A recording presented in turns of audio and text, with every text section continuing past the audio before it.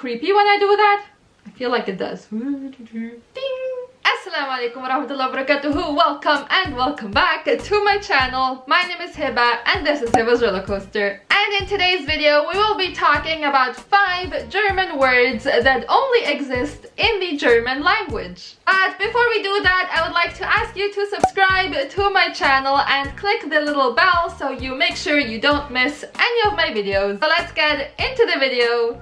A couple months ago I made a video about 5 English words that are actually German, words like Schadenfreude and Wanderlust, and I talked to you guys about the fact that they were adopted into the English language basically because the English language did not have any equivalents. In today's video I will be talking to you guys about 5 German words that only exist in the German language. And who knows, maybe one day English will adopt these words into its language as well, because there aren't any English equivalents to them either. So we will have to see about that, but for the time being, these are 5 German words that only exist in the German language. Enjoy! So the first German word that only exists in the German language is the word Fernweh. You know, when you're traveling, you're away from home, you're missing your family, you're missing your home, what do you feel? You feel homesick. Well, Fernweh is the exact opposite of that. It's the feeling that you have when you really want to go somewhere else. So it's a longing for a distant place. And usually it implies that you really want to travel or go on vacation. Guys, let me admit at this point that I have Fernweh. It's really bad, super bad, but yeah, no traveling for me at the moment. But this is a feeling of Fernweh. Me wanting to travel, going to a distant place, me missing going somewhere else, basically. Fernweh. Number 2 is the German word Zeitgeist, which basically, literally translated, means time ghost or ghost of the time. Maybe you could say like spirit of the time. So this word basically describes somebody that lives in the moment, somebody that's very familiar with contemporary culture and society, somebody that's very familiar with what's happening in current times. It's pretty difficult to describe this word. I don't feel like it has like such a clear definition, or at least I'm having a hard time defining it. Do you know that word? If you know the word Zeitgeist and you have a good definition, let me know in the comments below. But that's how I would define it. Somebody who is familiar with contemporary culture and society.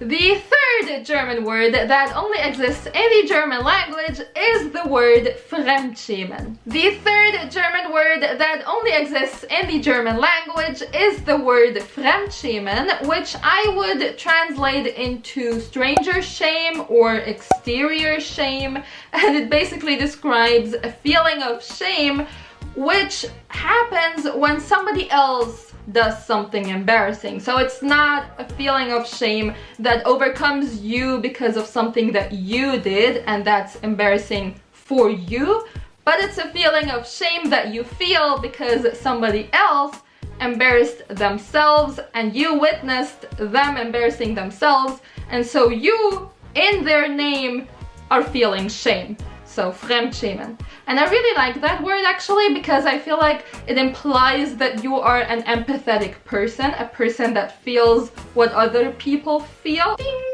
Or at least what other people should feel, because sometimes fremdschämen is also used in the context that somebody does something that should give them a feeling of shame. So somebody does something that's supposed to be embarrassing for them, but they don't actually feel embarrassed, they don't actually show any feelings of shame, and so you feel ashamed in their name. So that's fremdschämen.